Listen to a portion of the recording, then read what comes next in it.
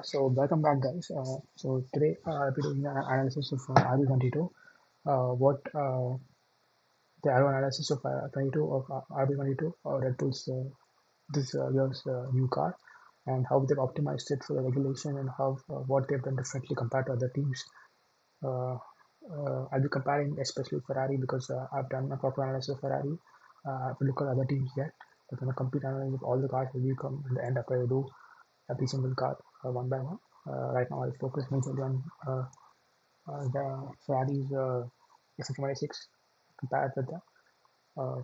Again, guys, I'm not like very experienced in this. I'm still a student. I'm still learning, but I have a very fair understanding of how the Aero, the flow visualization, how um, it interacts with the aerodynamic elements of Formula One car.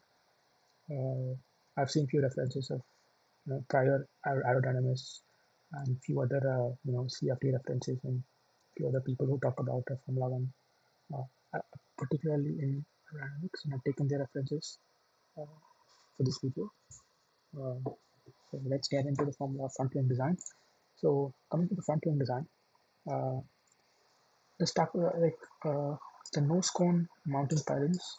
This was the reference volume, and surprisingly, every team has adapted for the same mounting.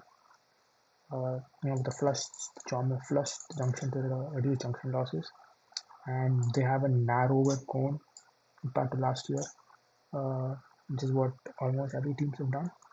Uh, that's majorly due to the regulation uh, changes. Now, coming to the front wing, as you can know, the inboard element of the front wing has a high pressure, and then this has a low pressure creating suction, so downforce acts like this.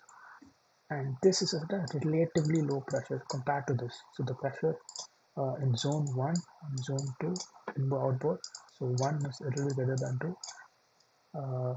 You might think it's contradicting the Red Bull version, but the Ferrari's thing, but I'll talk about this. So since this is the difference in pressure, the water is going to be, this egg is going to be in this direction, and somewhat like this. Uh, so the direction of this vortex is clearly directed inbound. This is seen by the end plate direction. Uh, so if on top you can see it's directed inward, the end plates. This is a clear intention of Red Bull. They're using the vortex direction to direct this thing inbound. Apart from that, if you look at the inboard shape, it's been flushed upward. It's been flushed upward, and this also acts in as an inwashing element, powering up the vortex uh, inbound. Inbound. This vortex is majorly used for downstream management.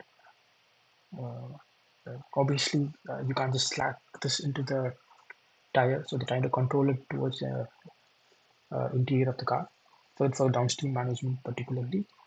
Uh, so let's come to comparing the Ferrari. So Ferrari 50, the end plates had like a very big cambered shape, uh, and they had like a relatively they had like a this outboard was at a higher pressure and this was at lower pressure. So the vortex of Ferrari was in this direction. So the vortex was already inbound. The vortex was already inbound. Uh, like was in this direction, uh, and was directed inbound. Uh, and this camber was used to power up the vortex. And also, they relied mostly on the active element to manage the downstream, to direct the vortex downstream. Because when the active element opens, the pressure for a Ferrari at low pressure it drops even more, you know, directing this vortex more inbound. But then coming to the case of Red Bull here, that's not the case here. Uh, so Red Bull, they have the vortex is obviously in this direction. It's spinning like this. It's using the current the end plates uh, inwash as well as the inboards inwash to direct it inward. But and if you look at this vortex direction is in this direction. So if you look at the tire, uh, we in the end it's gonna this vortex direction is gonna downwash on the tires. So I'm not sure if this tip vortex can rise up to this point, this height. But then if it does, it's gonna suppress. the upper tire wake and reduce the tire wake significantly. But I'm not sure if that will happen with the height difference. Uh, but here the active element, surprisingly, like unless Ferrari, how the active element helps the power up the vortex and make it go inbound. Uh, Here it's basically, since this is basically at a higher pressure, the pressure of this drops, the vortex basically is weakened. And I'm not sure how this weakened vortex is gonna help us. I will look into that more. But then that's what is happening compared to centralized. Coming to the end plates and the foot plates, you can see obviously the foot plate. Everybody is gone for this curved structure. Every team, as expected, predicted the other people, and you can have a second element on the foot plate, switches. A lot of the teams didn't take. I think Aston Martin has been one of this. Uh, so Red Bull also have taken a vertical plate. So even for this, I'll come to that. So coming to this canals structure here. So this basically, the air basically flows like this. So this downwards and upwards kind of creates a local load, this element creating, helping, contributing to downforce, uh, contributing to downforce obviously. Uh, but then, so basically, this edge, the end plate edge we have to discuss, has a vortex going in this direction. So this cannot tip shedding edge basically has a vortex, and this uh, vortex direction basically helps this canal structure move the inbound.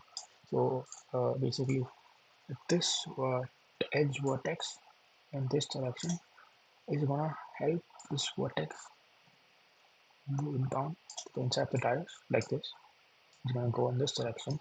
But also, after analysis, I also realized that the lower foot plate structure, basically the cut here and here, they basically this step creates a vortex outwash like around the wheel, and also in some degree directs this vortex outward. Uh, this helps in some case because it's basically uh, managing the outer tire wake. It's going to manage, so this is going to be the tire wake, and it's going to manage the outer tire wake by significant amount. But then I'm not sure how this canard vortex is going to be directed. Is the tip going to influence more, the end plate going to influence more, or the foot plate going to influence more? But since the end plate is already directed forward, I think because this event, the entire structure of foot plate is to create a powered up vortex involved, and it's going to be used to suppress the tire wake in most. That's going to be the most prominent case here. Uh, so now coming to the front gate and structure. So this is the wheel intake duct, and this is the cake tin structure or the windshield, the tire shield, and it is this here. If you look at this cake tin structure, uh, this is like how Ferrari, as it's similar to Ferrari's one. So Ferrari one, they basically had a structure, uh, uh, a shape like this. So basically, they had a front profile somewhat like this. So they use this edge as a vortex edge to direct to control the lower tire wake as well as move the air inbound. And here they're using the upper edge, this one, as the shedding edge. So here they're trying to basically reduce the losses due to the tire sidewall, this one. So or this loss to the tire and control them more. So this vortex is going to reduce the losses due to this upper tire wall. And one important thing that you have to notice is the configuration of the suspension. Uh, so basically, they have adapted for a push rod configuration instead of a full rod. So why this has been done?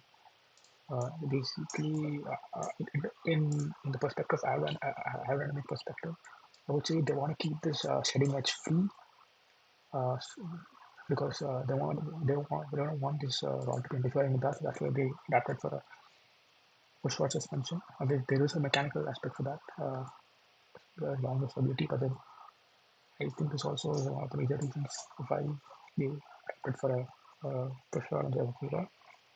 Uh, Now coming to the floorboard, okay, like unlike obviously every other thing like as the previous analysis of my file analysis, we have this floor structure. Uh, so this leading edge is basically used to create a vortex which goes to one of the flow daggers. It's not visible here, but there's a family flow daggers which is basically used to upwash the air, create a suction in the bottom region. So to, this floor is going to be attached to the edge over the floorboard. Uh, Now going to the floorboard itself. So every I think the volume bounding box was around this pretty big, but then surprisingly every team uh, has taken up a minimized the volume of this. Uh, so if you can see, there's a vertical element. This is basically the direction changing element. This is basically square and wash, and these three, one, two, three, these are horizontal elements are used for upwashing. So basically, how the flow works here is that the air from you can take this to the nose and the front one is going to come like this. And it's basically going to be drastically this element. Uh, there's going to be this curve which is going to it's going to be a stagnation zone here. This stagnation zone is going to help the air slow down, create a downwash. It's going to come down like this. And this upwashing element, this inwashing element is going to direct it inward, and this upwashing element is going to direct it upward. So this drastic inwash and downwash is going to create again a local load on this, creating downforce, adding a contributor to downforce. There's going to be a suction with creating uh, downforce. Uh, if you look at the, if I could, the this structure, can you see this structure of the floor barge board itself? It's comparatively bigger than Ferraris. Uh, So this is obviously bigger because it is a high pressure zone. So increasing the area is going to create in more suction in this area. It's going to create more suction in this area due to the load, as I've already described before. Uh, and if you can see the profile, I'm not sure if you can see this profile. This profile is kind of in uh, basically goes in, out, and then the edge again in. So this is kind of weird shape, but I think because they've done multiple analysis and maybe they want to match the local flow from the tire as well as the free flow here uh, to like match here. So that's the reason I think to match to align with the local flow. So then it doesn't create much impact, but then it's a good thing to add to the regulation. Uh, and then the side pods, coming to the side pods. As you expect. It's similar to SFI, I think. Like you can see almost and then a massive taper here, like how it's happened in the previous generation of cars. There's not much innovation in the side parts, but then the principle behind is same to one important thing this year is that I think this is the engine cover obviously used for downwashing into the rear expected to flow to the diffuser from the side pods and the floorboard of the diffuser. This is directed downwards to the diffuser. If you can see here, this area is basically, not sure exactly here, I think it's around this area. It's basically where the cooling exhaust is. Like the cooling losses happen at this region. So if you look at they were kind of placed around this region for the previous generation cars. Here it's kind of lowered. Uh, the losses have been lower because as you know there's no more beam wing elements in this year's car to rise up the dirty air. So I think on the rear if you can see this mandatory washing element, I think they're trying to utilize this So they could this exhaust can be directed to this. That's why the cooling losses has been cooling the losses of the cooling everything has been lower compared to the last year. Uh, and then also you can see here.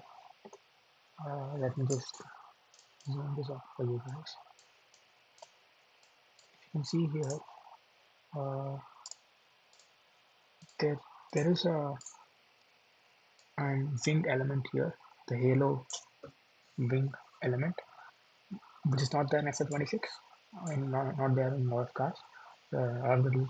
So this basically is like a, you know, I would say obviously this halo is used for downwashing for rear performance. I think this is used because there's going to be losses to the cockpit. So I think the time to minimize this losses to the cockpit, it's going to give you a marginal gain, and basically, and all of this losses also creates a vortex shedding edge. So basically, losses to this thing is going to be reduced to this shedding edge from the cockpit. So I think that's the main reason is reduce the loss in the cockpit. So this, but I think the loss is going to be the difference is going to be very not much of a big difference. Obviously, it's going to have an impact on a very less difference. Uh, Coming to the flows in both the end flow, the edges of the flow, you can see these small slots. This, this. They all have an edge. So these edges create a vortex, in this direction. Uh, and using this, they're all upwashed to the tires, basically to the rear suspension. So I think this is used to, uh, you know, uh, the control the tire wake, uh, the inner tire wake, as well as the tire squirt. So if you don't know what the tire squirt is, basically, due to the contact patch, the traction tire with the actual contact patch is gonna direct the dirty wake air inwards.